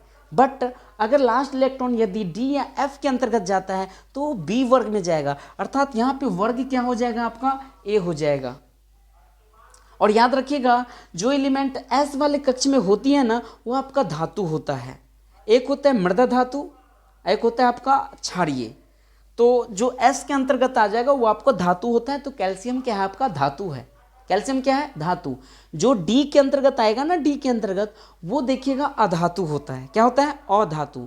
लास्ट इलेक्ट्रॉन जिसके अंतर्गत चले जाए ना डी में, तो आप टिक आउट कर लोगे, धातु अधातु खुद पहचान लोगे। चार्ज पर भी डिपेंड होता है, ज़्यादातर धातु में देखना पॉजिटिव चार्ज होती है। लेकिन यदि जो एलिमेंट अगर पी वाले में चला जाता है, पी वाले की बात बता रहा हूँ, तो वो तीनों होता है, धातु भी होता है, अधातु भी होता है, उपधातु भी होता है। लास्ट वाले इलेक्ट्रॉन, आपके मन में एफ गुनगुनाता होगा कि सर एफ वाले में अगर चला गया कोई किसी एलिमेंट का इलेक्ट्रॉन लास्ट वाले, तो क्या हो जाएगा, वो अलग ग्रुप है एफ वाले का, उसको या तो हम लेंथेनाइड कहते हैं या एक्टिनाइड कहते हैं। लेंथेनाइड या एक्टिनाइड वो आपके सिलेबस में लगभग नहीं पूछता है, लेकिन जब पूछे तो आप जवाब दे सकते हो कि लेंथेनाइड या एक्टिनाइड होते हैं। आई होप कैल्शियम के बारे में ये 8 प्रश्न को आप आराम से बना लीजिएगा। एक और मैं आपको सिखाना चाहता हूँ और ये लास्ट रहेगा। चलो मैं आपको मरकरी सिखा देता हूँ। मरकरी बोले तो पारा, पारा के बारे में जानते हैं। पारा का घनत्व क्या होता है, लोहा से क्या होता है, लोहा से पारा का घनत्व ज़्यादा होता है, हम लोगों से भी ज़्यादा है पारा का घनत्व। हम लोग पारा पे पारा जो किसी पोखर में भर देना तो वहाँ जा कर के हम लोग चल सकते हैं पारा पे। पारा लिक्विड चीज़ होती है, द्रव वाले पदार्थ होते हैं। और पारा का इस्तेमाल हम लोग कहाँ करते हैं, थर्मामीटर जो होता है ना, गर्मी नापने वाले जो होते हैं, टेम्परेचर जो बुखार के समय आता है, बहुत सारी जगहों पे पारा का इस्तेमाल करते हैं। Hg, पारा का संकेत क्या है, Hg। और पारा अगर मान लीजिए कि सल्फर के साथ संयोग कर ले तो वो सिंदूर हो जाता है, जिसका सूत्र होता है C HgS। ठीक है, तो मैं पारा की बात बताऊं तो पारा का परमाणु संख्या कितना है, 80। अब जानते हैं कि पारा धातु है क्या, धातु है कि उपधातु, ये तो आप खुद जानकारी ले लोगे, ये मुझे भी अभी नहीं पता है, हम देखते हैं कोशिश कर। लेकिन मैंने अभी बताया आपको कि पारा धातु है, एकमात्र ऐसा धातु है जो आपको लिक्विड फॉर्म में होता है, द्रव अवस्था में पाया जाता है। अपवाद है, बाकी तरह देखिएगा धातु ठोस फॉर्म में होता है, सॉलिड फॉर्म में होती है, बट यहाँ पे मरकरी ना लिक्विड फॉर्म में इकलौता है, इसलिए पूछ लिया जाता है। अधातु में भी पूछा जाता है, क्लास 10th के बच्चों के लिए VVI प्रश्न है, उस अधातु का नाम बताइए जो लिक्विड फॉर्म में होती है, वो है आपका ब्रोमीन, जिसका 35 एटॉमिक नंबर पर अर्थात परमाणु संख्या 35 होती है।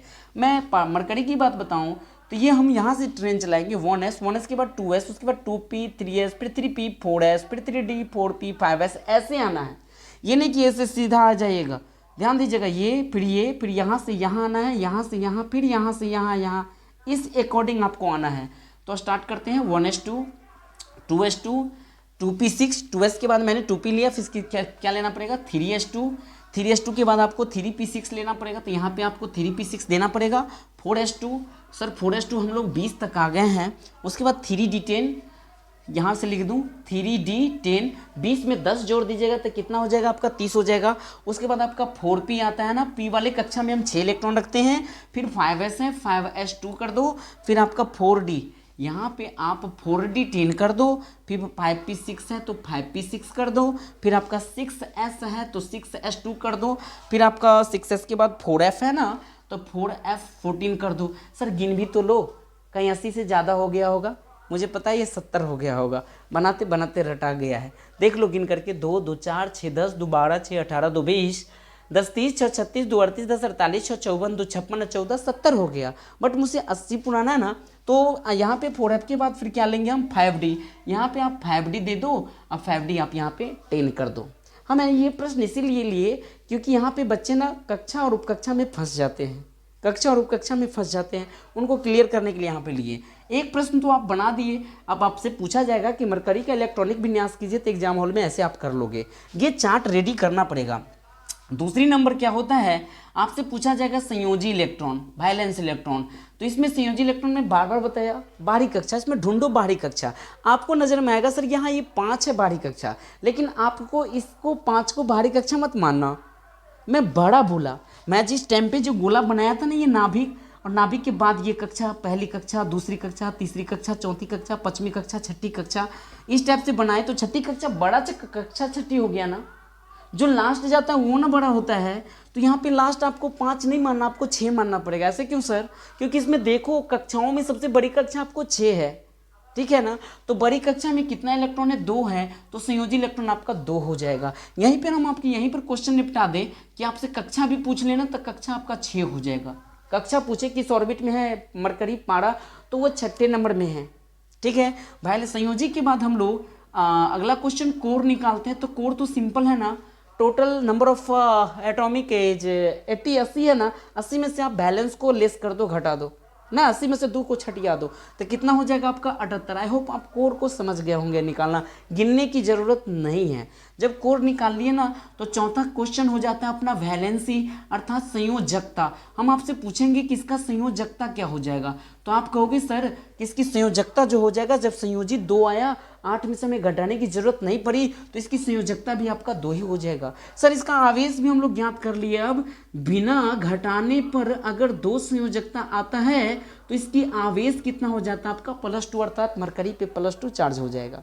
समझ में आता होगा।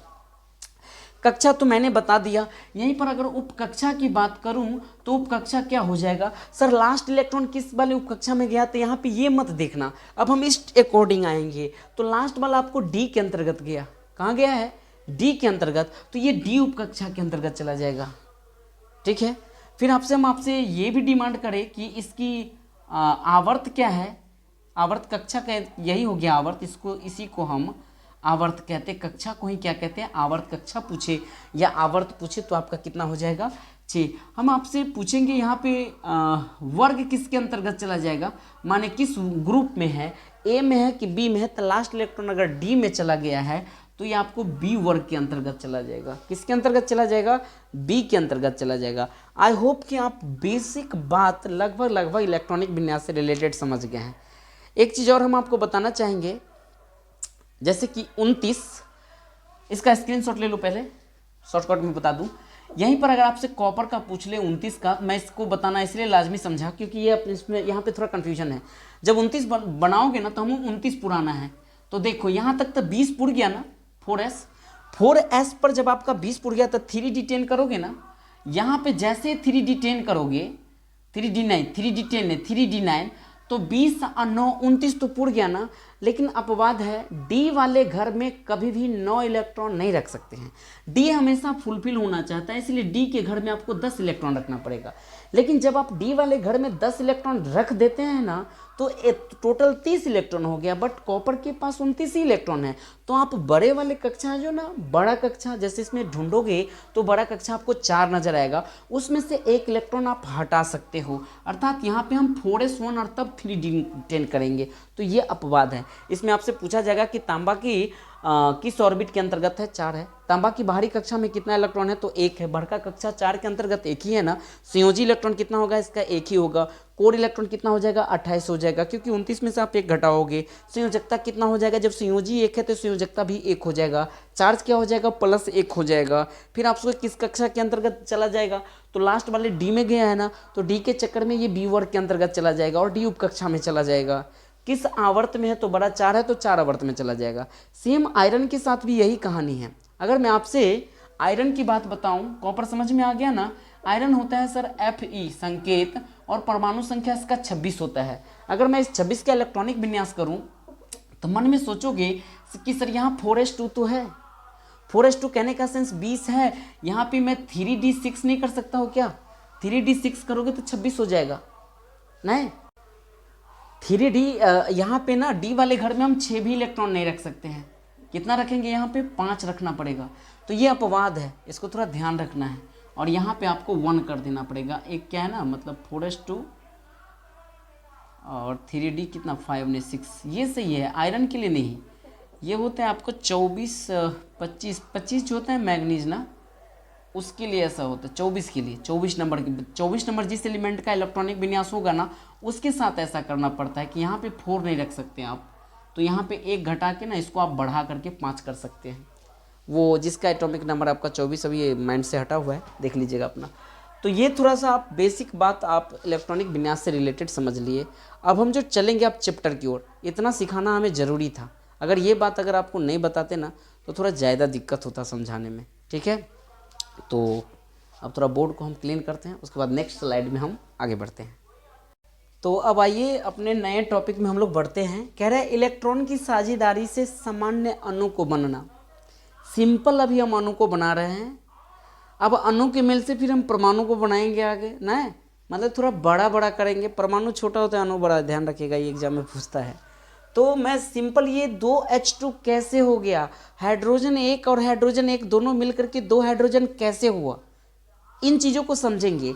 यहाँ पे 1 क्लोरीन और 1 क्लोरीन मिलकर के 2 क्लोरीन कैसे हो गया, 2 ऑक्सीजन यहाँ पे आप कैसे लिख कैसे सकते हैं, N के बगल में N2 कैसे हो सकता है। इसकी कम्प्लेक्स होती है, एक बंधन होती है। किसी भी संसार में कभी कहीं भी देखिएगा कि जब एक होती है ना, इसके लिए बंधन की भी जरूरत पड़ती है।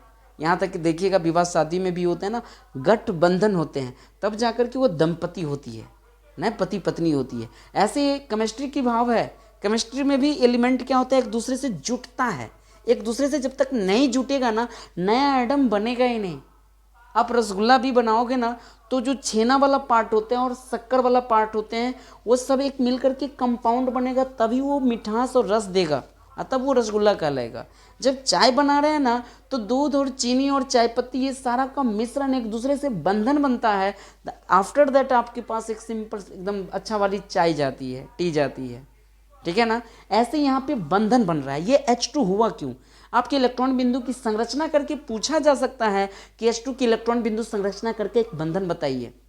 सबसे पहले मैं आपको बंधन की बात बताऊं तो बाउंड जो होता है ना, बंधन टोटल 3 प्रकार के होते हैं। एक बंधन, इसको हम 2 बंधन कह सकते हैं, और इसको हम 3 बंधन कर सकते हैं।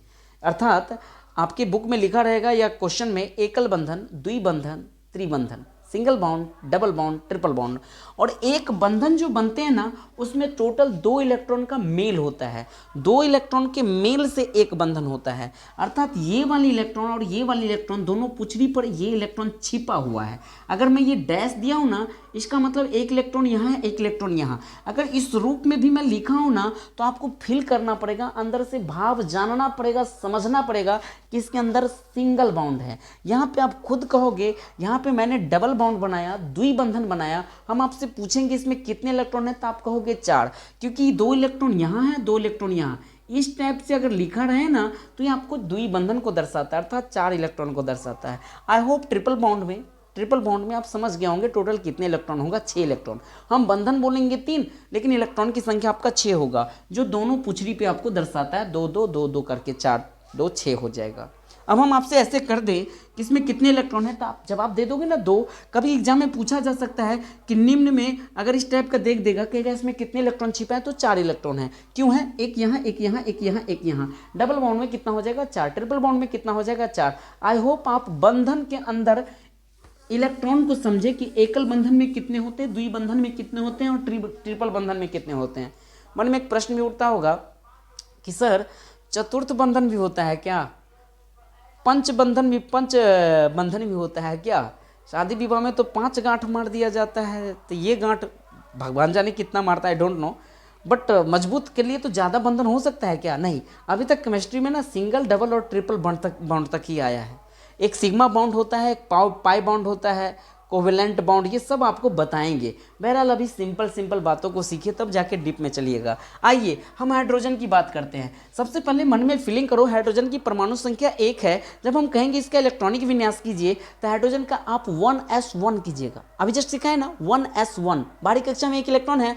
इसका कहने का सेंस, हाइड्रोजन की बाहरी कक्षा में 1 इलेक्ट्रॉन है, और इसमें 2 हाइड्रोजन है, यहाँ पर भी 1 हाइड्रोजन है। इस हाइड्रोजन की भी बाहरी कक्षा में कितना है? 1 इलेक्ट्रॉन है। ये कहाँ से ला रहे हैं? इलेक्ट्रॉनिक विन्यास की फॉर्मूला से मैं ला रहा हूँ।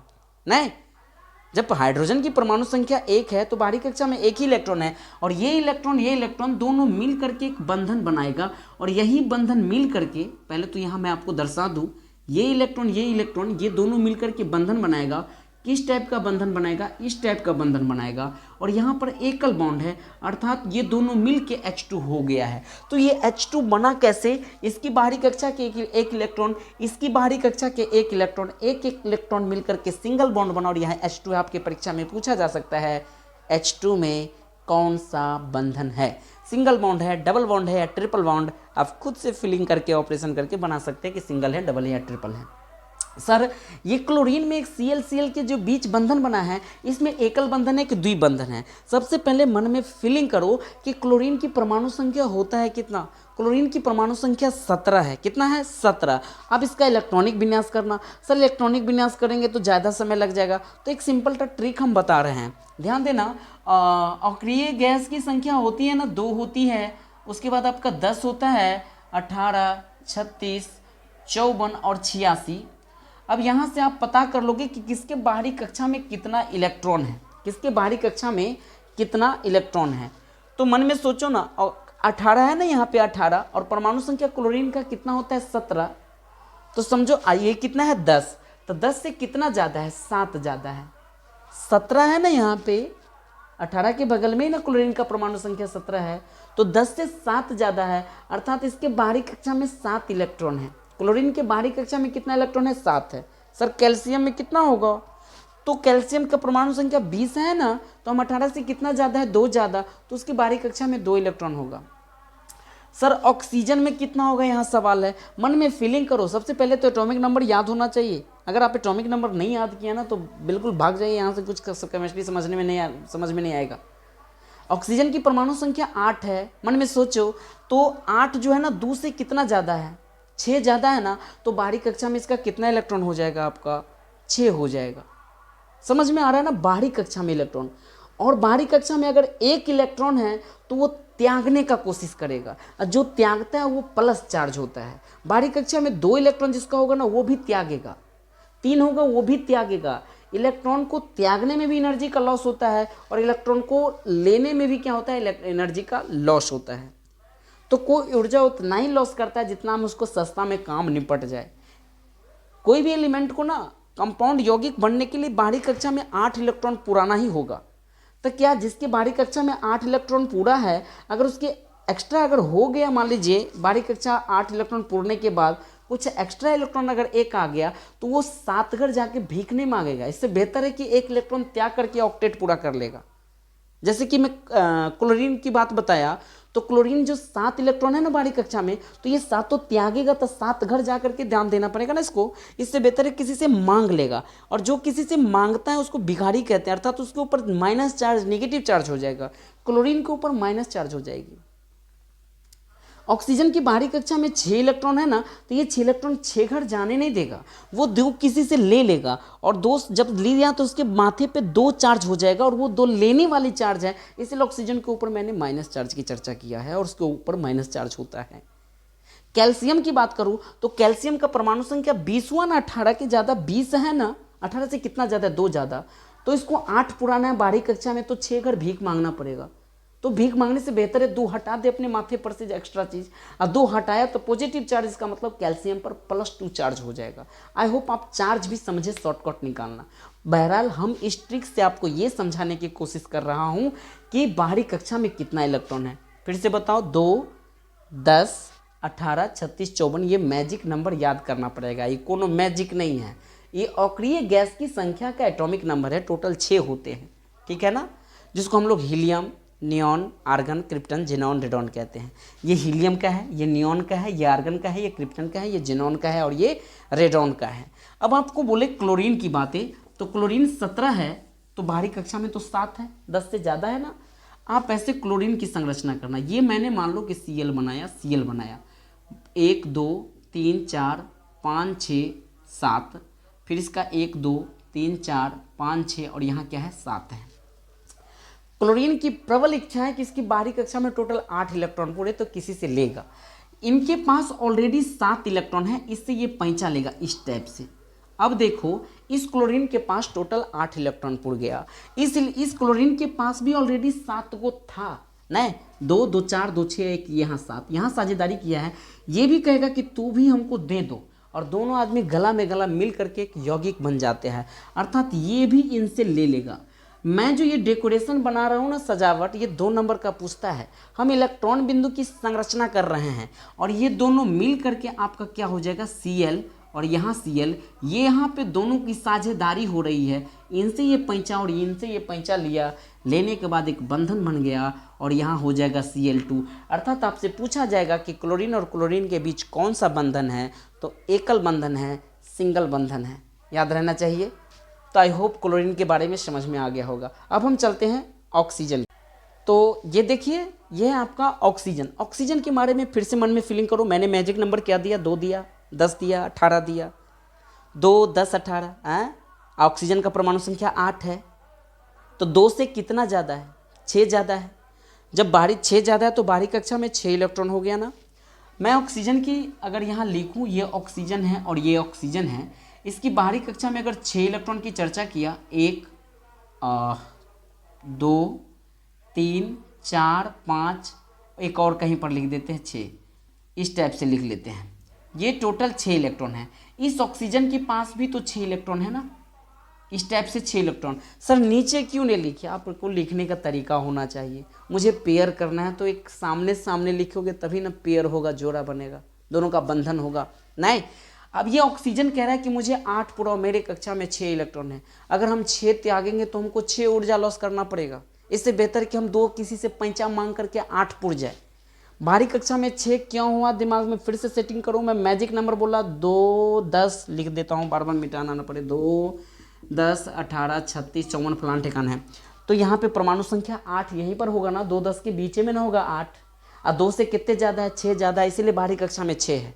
शॉर्टकट ये पकड़िए। अगर आपको नहीं पता है तो अभी मैं इलेक्ट्रॉनिक विन्यास सिखाया हूँ, इलेक्ट्रॉनिक विन्यास करके देखिए बाहरी कक्षा में आपको 6 आ रहा है कि नहीं आ रहा है, पक्का आ जाएगा। आओ, अब ये 8 पुराएगा, 3 से पैंचा लेगा 2 इलेक्ट्रॉन और इस अंदाज में ये पेयर बनाएगा। अब ये ऑक्सीजन तो 8 पुरा लिया, इनको भी 8 पुराना है। ये इनसे 2 इलेक्ट्रॉन पैंचा लेगा इस टाइप से, ऐसे पैंचा लेकर के ये क्या किया, पुरा लिया। ये इलेक्ट्रॉन बिंदु की संरचना परीक्षा में पूछता है, इसलिए मैं धीरे धीरे आपको बता रहा हूँ। इनको समझने की कोशिश करो, आपको रचना करना पड़ेगा, ठीक है। अब हम यहाँ पर लिख सकते हैं कि इनको भी 8 को पुर गया, इनको भी 8 को पुर गया, और ये एक इलेक्ट्रॉन ये दोनों मिलकर के एक बंधन यहाँ बना लिया। फिर ये एक इलेक्ट्रॉन ये दोनों मिलकर के यहाँ कौन सा बंधन है? तो यहाँ द्विबंधन है। आपके परीक्षा में पूछा जाएगा कि O2 में कौन सा बंधन है, तो O2 में डबल बॉन्ड है, द्विबंधन है। आया समझ में? सर नाइट्रोजन की बात बताओ। नाइट्रोजन में मैजिक नंबर पढ़ो। नाइट्रोजन का परमाणु संख्या होता कितना है? 7 होता है। नाइट्रोजन की परमाणु संख्या कितना होता है? 7। मन में सोचो, 2 से कितना ज़्यादा है? 7 है तो 2 से कितना ज़्यादा है? इस 2 से आज शुरुआत करेंगे ना, 5 ज़्यादा है। माने कहने का सेंस, नाइट्रोजन की बाहरी कक्षा में टोटल कितने इलेक्ट्रॉन हैं? 5 इलेक्ट्रॉन है। सर आप ऐसे समझ कैसे जाते कि 3 बूंदा यहाँ देना है, 2 बूंदा यहाँ देना है? क्योंकि ऑक्टेट पूरा होगा, मुझे पता है, इस अंदाज में हम पहले लिख दिए। और यहाँ नाइट्रोजन आप 2 लिखे तो एक नाइट्रोजन और लिखना पड़ेगा, 2 ऐसे दीजिए और यहाँ 3 दे दीजिए। मन में सोचो, इसे 5 त्यागने में फ़ायदा है कि 3 किसी से लेके 8 पुरने में पैदा है। अगर इसको 5 त्यागने में फ़ायदा होगा तो 5 घट जाता ना, 5 एनर्जी लॉस होता। इससे बेहतर है 3 मांग लेगा शॉर्टकट में और 8 पुर जाएगा। और इनके बात भी यही कहानी है। तो ये क्या करेगा, इसके पास 5 चाहिए, 3 इससे ले करके टोटल ऑक्टेट पूरा लिया 8, और ये भी 8 पुराएगा। इनके पास 3 ऑलरेडी है और ये भी टोटल 8 पुराएगा। 8 हो गया। देखो दोनों का पेयर, ये नाइट्रोजन और ये नाइट्रोजन, ये दोनों इलेक्ट्रॉन मिलकर के एक बंधन, फिर ये मिलकर के एक बंधन और ये फिर मिलकर के एक बंधन, अर्थात यहाँ ट्रिपल बॉन्ड हो गया, त्रिबंधन हो गया। आई होप कि आपकी परीक्षा में पूछा जाएगा किसमें कौन बंधन है, तो इतना बता दोगे। सिंगल बॉन्ड में 2 इलेक्ट्रॉन्स, डबल बॉन्ड में 4 इलेक्ट्रॉन्स एंड ट्रिपल बॉन्ड में टोटल 6 इलेक्ट्रॉन्स होते हैं। और कैसे होते हैं कंपाउंड में आप आराम से बना सकते हो। तो ये था आपका साधारण सामान्य अणु का बनना। अब थोड़ा सा ना हम जटिल अणु की ओर चलते हैं, लिखते हैं अगले स्लाइड में जटिल अणु को। तो चलिए, मैं अणु के बीच बनाना स्टार्ट किया था, अब यौगिक के बीच चल रहे हैं। यौगिक किसको कहते हैं? जब 2 तत्व मिलते हैं ना, तो 2 तत्वों के मेल से जो बने नए पदार्थ होता है उसे हम क्या कहते हैं? यौगिक कहते हैं। और आपको सुंदर सा प्यारा सा H2O जल दिखता होगा। ये जल हुआ कैसे? जल बना कैसे? पानी कैसे बना हुआ? कभी सोचे आप? एक विद्वान के भाव से समझिए कि पानी में कहते हैं हाइड्रोजन भी है, ऑक्सीजन भी है। ये हाइड्रोजन और ऑक्सीजन कैसे मिश्रित है, कैसे मिक्सिंग है, ये समझते हैं। इनके बीच भी बंधन आपकी परीक्षा में पूछा जाएगा कि H2O यानी हाइड्रोक्साइड जो है, इनका आपको क्या करना पड़ेगा? आपको इलेक्ट्रॉन बिंदु की संरचना करके बताना पड़ेगा। कैसे होगा? सबसे पहले तो H2O में हम कुछ बेसिक बात आपको सिखाना चाहेंगे पानी के बारे में कि H2O में टोटल कितने तत्व है। तो 2 तत्वों का मेल है, एक है हाइड्रोजन और एक है ऑक्सीजन। लेकिन आपसे पूछा जाएगा टोटल कितने एलिमेंट है, तो 3 हो गया है। 2 हाइड्रोजन 1 ऑक्सीजन मिलकर के टोटल 3 हो गया है। लेकिन मिश्रण है मात्र 2 ही एलिमेंट का, हाइड्रोजन का और ऑक्सीजन का। कहेगा संख्या की दृष्टि से इसमें कितने एलिमेंट का अनुपात रेशियो है, तो हाइड्रोजन में 2 है और ऑक्सीजन में 1। आपसे पूछा जाएगा हाइड्रोजन और ऑक्सीजन का अनुपात क्या हो जाएगा, तो 2:1, क्योंकि आपके पास हाइड्रोजन 2 है और ऑक्सीजन 1 है। लेकिन यहीं पर जब द्रव्यमान के अनुपात पूछ दे कि जल में हाइड्रोजन और ऑक्सीजन के बीच द्रव्यमान का क्या अनुपात है, शब्दों पर ध्यान दीजिए। मैं पहले हाइड्रोजन बोला हूँ, तो हाइड्रोजन का द्रव्यमान 1, बट आपके पास 2 हाइड्रोजन है तो 2 द्रव्यमान हो गया। और ऑक्सीजन की द्रव्यमान कितना होता है आपका 16, क्योंकि ऑक्सीजन का परमाणु संख्या 8 होता है। तो इसको काटोगे ना तो ये आपको 1:8 आ जाएगा जब आपसे द्रव्यमान पूछे तो। क्या चीज़ का द्रव्यमान है ये? हाइड्रोजन ऑक्सीजन का। लेकिन एग्जाम में ऑक्सीजन हाइड्रोजन लिखे तो 8 शुरू में हो जाएगा और 1 बाद में हो जाएगा। लेकिन इसमें आपको परमाणु का अनुपात पूछे तो कितना है आपका 2:1, हाइड्रोजन 2 है और ऑक्सीजन 1 है। ये बेसिक ऑब्जेक्टिव के लिए मैंने बताया, बट हमें यहाँ पे इलेक्ट्रॉन बिंदु की संरचना समझना है ना। समझो, हम अभी बताए थे एक मैजिक नंबर, हम बार बार मिटा देते हैं, फिर से लिख दूं, 2 है, 10 है, 18 है, 36 है, 54 है, 86 है। सर ये मैजिक नंबर नहीं है, अक्रिय गैस का एटॉमिक नंबर है, याद रखना 6 होता है ना।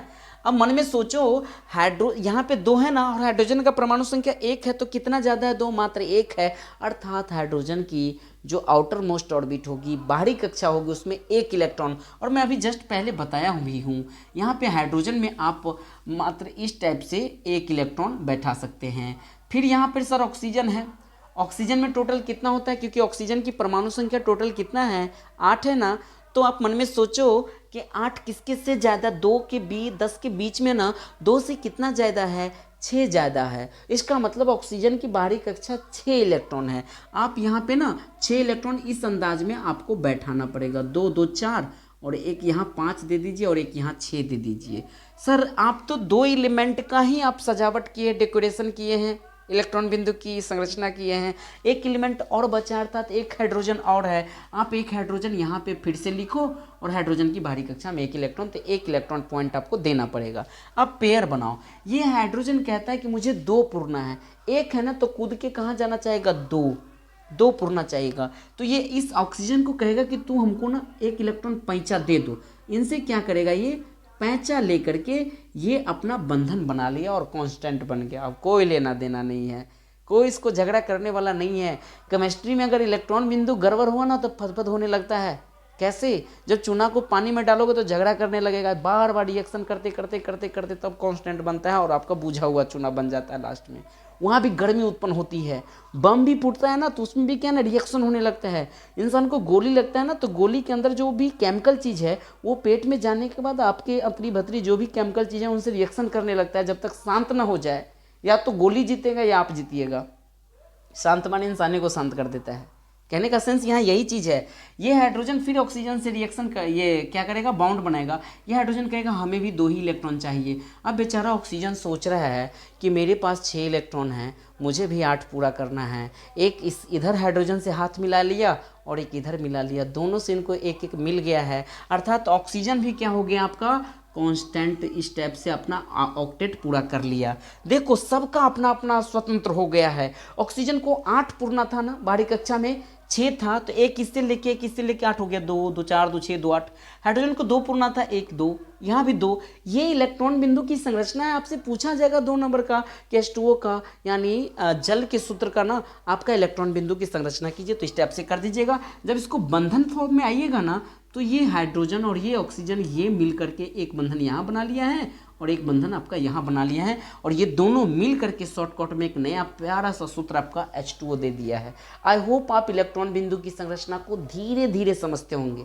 मेरा प्रयास है बहुत स्लो मोशन में आपको बताऊं ताकि आपके माइंड में थोड़ा सेट हो जाए। फिर से मैं बताऊं H2S का कैसे हुआ होगा, मन में फीलिंग करो। सर हम तो पहचानते भी नहीं है S क्या? S सल्फर है, परमाणु संख्या 16 होता है इसका, जिसको हम गंधक कहते हैं। नहीं, SO2 S सल्फर ऑक्सीजन मिलकर के SO2 बन जाता है, जो ताजमहल पे धब्बा लगा देता है, अर्थात उसका क्या है ना, उस पर स्पॉट बन जाता है। और बनने का मेन रीज़न है यही कार्बन, जो ज़्यादा गंदगी चीज़ जो बहती है ना। ताजमहल किस नदी के किनारे? यमुना, गंगा की सबसे बड़ी सहायक नदी है। तो कभी क्वेश्चन आ जाए कि किस वजह से ऐसा होता है, तो सल्फर और ऑक्सीजन के मिश्रण से। बहरहाल यहाँ पे आपका H2S है। इसका बंधन देखो, सेकेंड वाला का मैं बता रहा हूँ। हाइड्रोजन की बाहरी कक्षा में 1 है, फिर यहाँ सल्फर दोगे और फिर यहाँ पे हाइड्रोजन की बाहरी कक्षा में 1 है। मन में सोचो, सल्फर परमाणु संख्या कितना है? 16। परमाणु संख्या कितना है? 16। अब मन में सोचो ये मैजिक नंबर में हम जाएंगे, 10 से कितना ज़्यादा है? 16। कहो 6 ज़्यादा है। इसका मतलब सर सल्फर की भी बाहरी कक्षा में 6 इलेक्ट्रॉन होगा, कंफर्म 100% बाहरी कक्षा में 6 इलेक्ट्रॉन होगा। तो इसके बाहरी कक्षा में आप ऐसे 6 दे सकते हैं। जैसे हम ऑक्सीजन का दिए थे, अब ये इनसे मिलकर के इससे पूरा कर लिया ना, ये इससे मिलकर के यहाँ पूरा कर लिया, और सल्फर को भी 8 पुराना है, तो 2 2 4 2 6 है, एक इधर इधर पैंचा लेकर के ऐसे ये पूरा कर लेगा। इस हिसाब से आपको संरचना बार बार बनाना पड़ेगा। अगर नहीं बनाओगे तो बाबू आप 10वां लायक विद्यार्थी नहीं हो, आप इसको H2S करोगे, और ये जानना पड़ेगा आपको। सर आगे कार्बन डाइऑक्साइड है, इनको थोड़ा देख लिया जाए। हम जानते हैं कि इस वायुमंडल में कार्बन डाइऑक्साइड 0.03% है, नाइट्रोजन 78% है, और ऑक्सीजन कितना है 21% है। तो कार्बन डाइऑक्साइड की जो इलेक्ट्रॉन बिंदु की संरचना करूँ ना, तो ये कैसे होगा, यहाँ पे कार्बन है और 2 ऑक्सीजन, इसका मतलब एक ऑक्सीजन यहाँ दे देते हैं और एक ऑक्सीजन यहाँ दे देते हैं। सर ऑक्सीजन की बाहरी कक्षा में टोटल कितने इलेक्ट्रॉन होते हैं, तो टोटल 6 इलेक्ट्रॉन होते हैं, हमने यहाँ 6 दे दिया। इस ऑक्सीजन की भी बाहरी कक्षा में वही कहानी है सर, 6 इलेक्ट्रॉन होगा। बट मैं कार्बन से पूछूँ कार्बन की बाहरी कक्षा में कितना है, तो मन में सोचो कार्बन की परमाणु संख्या 6 है, और 6 किसके बीच में है, 2 और 10 के बीच में है, तो 2 से कितना ज़्यादा 6 है, 4 ज़्यादा। इसका मतलब कार्बन की बाहरी कक्षा में 4 ही इलेक्ट्रॉन है, और यहाँ पे आप क्या करोगे, इस अंदाज में आप 4 इलेक्ट्रॉन इनका पुट कर दोगे। अब ये कार्बन अगर इस ऑक्सीजन से 2 इलेक्ट्रॉन ले ले तो 4 और 2 कितना हो जाएगा 6, और इस ऑक्सीजन से भी 2 इलेक्ट्रॉन ले ले तो 6 2 कितना हो जाएगा 8। अगर मैं कार्बन को थोड़ा डेकोरेट करके सजा दूँ इस अंदाज में, तो कहोगे सर कार्बन तो मगन हो गया, कार्बन की बाहरी कक्षा में 8 पुर गया जी, 2 2 4 2 6 2 8, और ऑक्सीजन को भी तो 8 पुरना है ना। तो ऑक्सीजन कहेगा भाई कार्बन तुम्हारे पास 2 है ना, तुम इधर दे दो हमको। ये ऑक्सीजन इससे लेकर के यहाँ अपना ऑक्टेट पूरा कर लेगा, और ये ऑक्सीजन इधर लेकर के अपना ऑक्टेट पूरा कर लेगा, सबका मिश्रण हो गया है। अर्थात यहाँ पे देखा जाए तो ऑक्सीजन और इस कार्बन के बीच कौन सा बंधन हो गया, डबल बॉन्ड। ये दोनों मिलकर के डबल बॉन्ड बनाया ना, यहाँ पर भी कौन सा बंधन हो गया, डबल बॉन्ड, और शॉर्टकट में इसको हम फेड करके CO2 कर दिए। आपसे परीक्षा में पूछा जा सकता है कार्बन डाइऑक्साइड में कौन सा बंधन है, बाबू इतना बात पता चलेगा तभी आप डबल बॉन्ड मार सकते हो, द्विबंधन।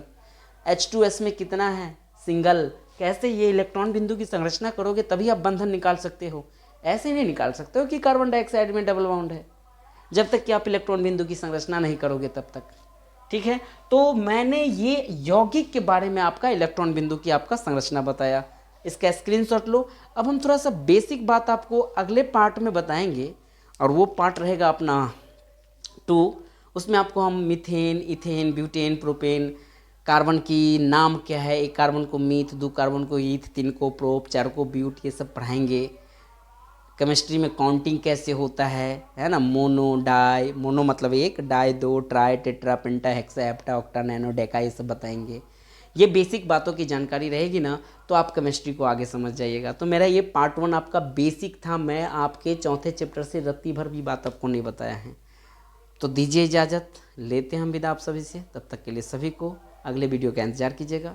सभी को good day, take care, all the best. जय हिंद, जय भारत।